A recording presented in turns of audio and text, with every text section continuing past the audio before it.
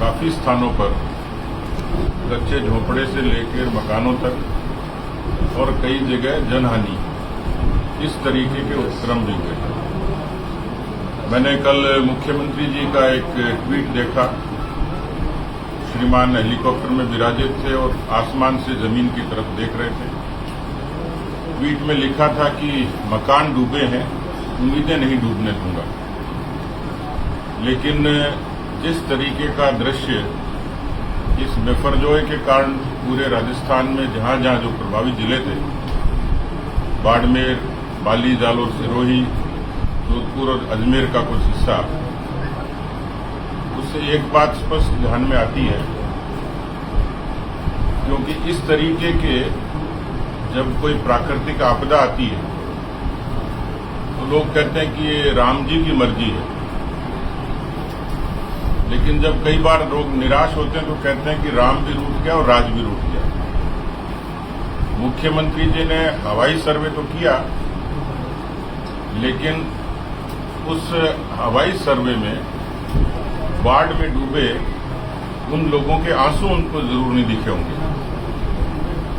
और जिस तरीके से लीपापोती की सियासी बयान दिए, उससे बाढ़ राहत भी महंगाई राहत की तरह साबित हो गई। मित्रों, ये बात ठीक है कि ये प्राकृतिक आपदा है और अब समय विज्ञान और तरक्की का है। पूर्वानुमान बहुत पहले से आ जाते हैं। मेघालय से भी ज्यादा, उसके समकक्ष 300 मिलीमीटर से भी ज्यादा बारिश कई स्थानों पर हुई। इसकी आशंका कई दिन से की जा रही थी, व्यक्त की जा रही थी, और एक अनुमान है कि 10,000 मकानों से लेकर 50,000 कच्चे झोंपड़ों से लेकर मवेशियों से लेकर और तालाब में डूबने से कुछ कैजुअल्टीज भी हुई। अब उन्होंने जो बयान दिए उसमें कहीं नहीं लगा कि उनको कोई संवेदना है या कहीं किसी तरीके सरकार ने तत्परता से कोई काम किया।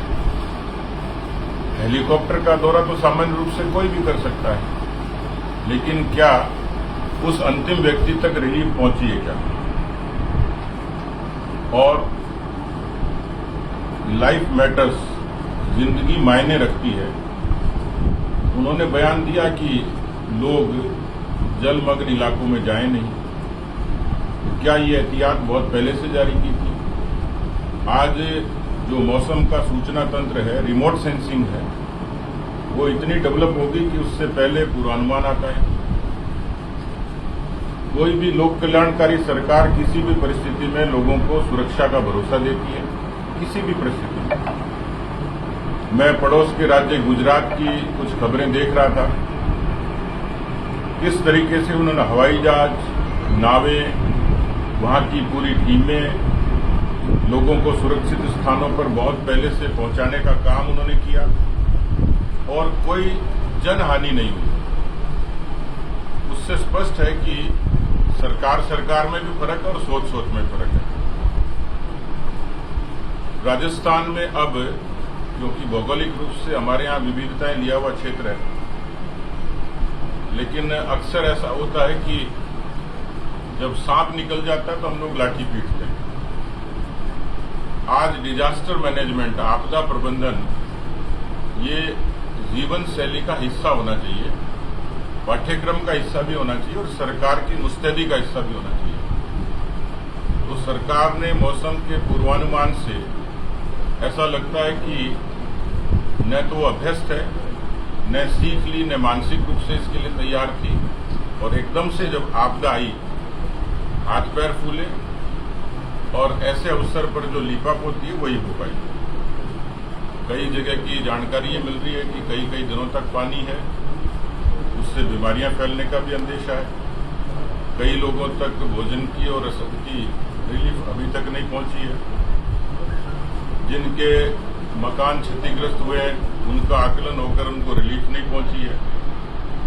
इससे स्पष्ट है कि मुख्यमंत्री जी ने सिर्फ हवाई दौरा किया है और इसलिए मैंने उनके नीचे लिखा कि मकान भी डूब गए और आवाम की उम्मीदें भी डूब गई। मैं अपनी तरफ से मुझे जो जानकारी मिली, भारतीय जनता पार्टी के कार्यकर्ताओं ने चौहटन और उसके आसपास के क्षेत्र में व्यक्तिगत तौर पर प्रयास करके लोगों को रिलीफ देने की कोशिश की है। जो इस पूरे दौरे के दौरान कुछ चीजें मेरे ध्यान में आएंगी, उस आधार पर मैं सरकार को भी कुछ सुझाव दूंगा, लेकिन प्राथमिक तौर पर मेरा सुझाव है कि आपदा प्रबंधन को अब जीवन का हिस्सा बनाया जाए, पाठ्यक्रम का हिस्सा बनाया जाए, कामकाज का हिस्सा बनाया जाए, प्रशासन और सरकार का हिस्सा बनाया जाए, ताकि भविष्य में इस तरीके की जब कोई आपदाएं आती हैं तो उसको बहुत पहले से उसके लिए हम लोग तैयार हो जाए।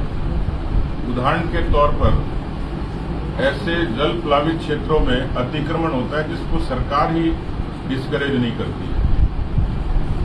उनको रोकने के लिए जो प्राकृतिक उपाय हैं उनके बारे में सरकार की कोई नीति और नीयत नहीं है, और इसलिए मुझे लगता है कि कम से कम इस तरीके के जल प्रभावित क्षेत्रों के लिए खास तौर पर एक अच्छी मैकेनिज्म, एक अच्छा एक्शन प्लान बनना चाहिए जिस पर सरकार को काम करना चाहिए।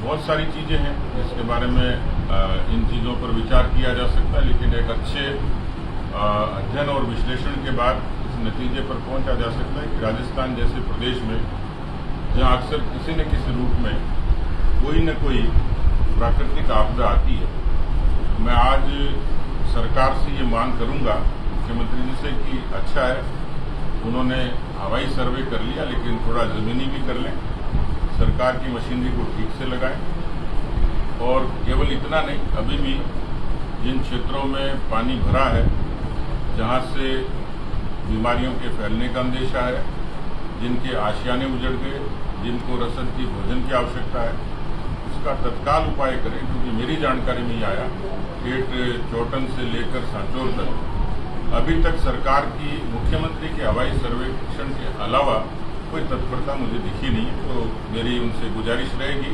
बाकी मैं शाम तक कुछ नतीजे पर पहुंचूंगा तो मैं उसको सरकार से भी साझा करूंगा और इससे संबंधित जो पक्ष हैं उनसे बातचीत करूंगा। धन्यवाद।